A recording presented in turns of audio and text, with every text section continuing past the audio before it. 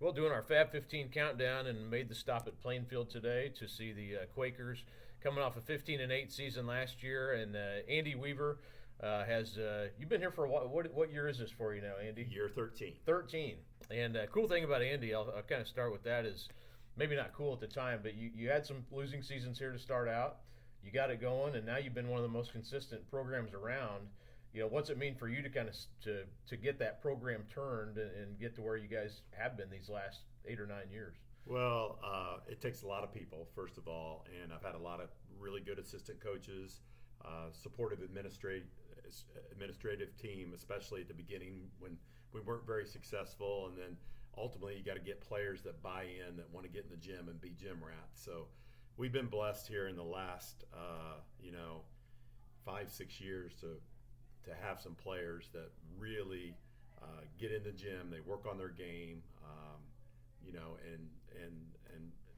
and have that drive, and then with some talent you start winning some games, and the culture and guys playing together and playing for the name on the front of the jersey, and that means something. So those are some things that have been, I think, keys for us to have some consistency through the years. Yeah, the 2020 and 2020-21 season, you guys made that run and got into the regional there and played Lawrence North and battled them down to the wire. And it felt like you were kind of building to that point, and then that team was really impressive. And I'm sure you probably have gone over and watched that game again several times. But that Lawrence North team was loaded, and you guys were right there with them at Southport. But from that point to kind of where you are now, you're building back sort of the same way, I'd say, with some different players, obviously. But how important, I guess, was that run in 21 to kind of, all right, this is something we can really accomplish as a program? Well, I think it was huge because in 2018 and 19, we went 19-6. We had a big sectional win on Tuesday night, and then came up short on Friday night against Avon. Had the game in our hands, and then Avon hit a half quarter to send the game into overtime. Avon beats us in overtime by 2, hits a shot right down the stretch at the buzzer of overtime. Avon goes on to win the sectional. So that's one that really stung at the time. We come back in 20. We win 20 games, lose to a very good Brownsburg team in the sectional final in 2020. So to finally win that sectional in 2021, I think was huge for our program. That team went 24-3. Mm-hmm. And so then we had to kind of rebuild, because that was a very senior-laden team in 21. And in my career, I found this to be the case even before I got to Western. You got to try to, find that class that's going to give you multiple players. And so for us right now, we have our 2026 class that are juniors, where we get a lot of players from that group. And it kind of reminds me of the 21 group. So they're going to be juniors this year. We've got 2 senior veterans, and Chris Arvanitis and Colton East, and then we've got a sophomore that we played a lot last year as a freshman to go with that 26 class. So we're hoping we can get some things accomplished this year, but we've got in front of us perhaps a 2-year run where some good things can really happen. Yeah, I was going to ask you about this year's team because just here today, Noah Smith had quite a group of coaches out here watching him, including IU and then Chris Holtman. Of course, local fans know about him at Butler, now at DePaul. But a lot of coaches in, and watching Noah today, I think I counted 16 made threes, and I know nobody's guarding him, but still very impressive for a guy his size, the way he can shoot it. And I'll start asking about him a little bit. I mean, he's a guy who, I liked him last year.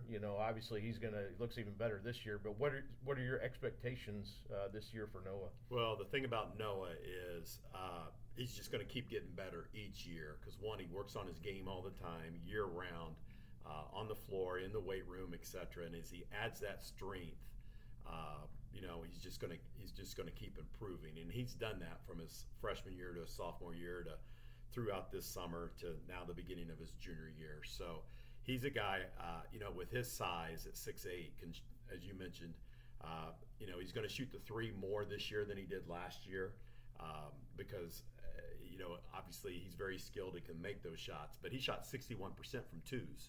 So he's a good mid-range shooter. He's a good rebounder. So he's a guy for us that can kind of score, inside mid-range and behind the arc. We want to get him to the free throw line because he's a good free throw shooter too. So very good rebounder, very good defensive rebounder, especially. So, he's just going to keep improving. Yeah, and the freshman or the sophomore you mentioned, Harper Baker-Lands. I think people have seen him play quite a bit as well. I was very impressed as a freshman to come in and play the schedule you guys play.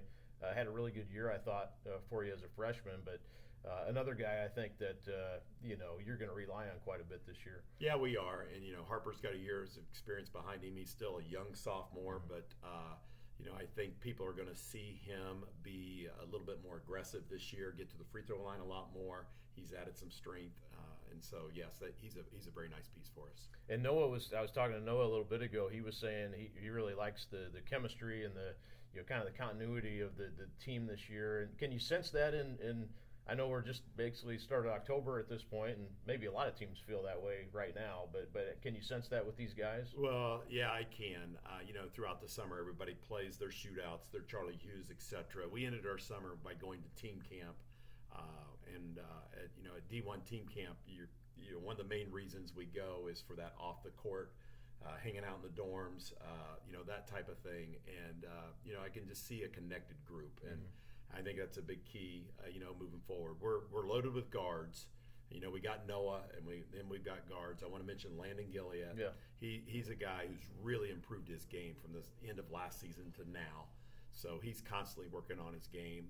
He's a guy, heavy assist guy, led us in assists last year. Shoots the ball really well for us. A guy that we're counting on. Another guard is Trey Barton. Trey might be a little bit undersized, but man, he's laterally quick. He is very valuable for us on both ends of the floor, both offensively and defensively. And we're going to play those multiple guards at the same time. And so, I just think the ball handling piece of it and the shooting piece of it is important for high school basketball. So, I'm really excited about our group. And I do, to answer your question, I do think, the chemistry on the court, playing those guys at the same time, we found out this summer can be pretty good. And Landon and Trey both are juniors. They're both juniors. They'll both be guys who come back. And I agree, Landon, just watching here, and even in the Charlie Hughes, looked like a guy who looks a lot better, physically, just stronger, creates for players. I mean, a good guy to have that kind of fits with what you like to do. Yeah, absolutely. And, he's a guy who can create for other players, but you leave him open. I really believe he's going to be a high percentage shooter for us as well. So, because he's put the work in. And so, you take that, and then I'll mention some other juniors since I'm in that 2026 class. We have Chase Swafford, who played junior varsity for us last year. Very skilled shooter, passer. Isaac Stead is perhaps one of our more athletic players. High jumps in track very well, very bouncy. He's a junior for us as well. And then, I'll go back to our two seniors. They both have experience in Colton East and Chris Arvanitis. So we're really blending, those two seniors with a core junior group. And Harper Baker-Lands is a sophomore. And, we're excited about our group. And again, Quakers were 15-8 last year. And I didn't even mention, you lost your top two scorers from last year. A couple of really good players that I'm sure opposing teams are glad to see graduate, but it's kind of that weird dynamic where you have such a solid core coming back. It's not like you forget about those guys, but you lose some key pieces from last year. Yeah, absolutely. And we don't forget about them because they did a lot for our program. And we had three seniors last year, and Colin Schmitz playing college basketball at IU South Bend, and Eli Ellis at DePaul in Greencastle. And, those two did lead us in scoring. And Colin had such a good year for us last year. He had some size and some length and was just difficult to guard, could get to his pull-up. Very good offensive rebounder. Shot the three ball really well for us last year. And then Eli Ellis could obviously stretch a defense out by hitting a long range bomb. And he was obviously had moments where he could make 3 or 4 threes in a quarter. And extend leads for you and build leads for you. So, and then Caden Vanderbush is playing college football right now. So we lost 3 pretty good pieces to our team last year. But, lose those 2 top scorers, scoring for us, we've got a lot of scorers that have experience now that are a year older. So for us, the key is going to be that defensive end is going to end up determining our fate, I think. And I will say, Plainfield, you guys didn't really catch a break on the sectional realignment. I would say you keep Avon and Brownsburg, and then you add Ben Davis, which has played in the last two Class 4A state championship games and has a lot coming back. And then Pike, which I think is going to be better than last year. So realignment, and you guys are right in there, obviously, as well. But that's going to be a tough road in the sectional, I'd say. Yeah, it is, without question. I mean, it's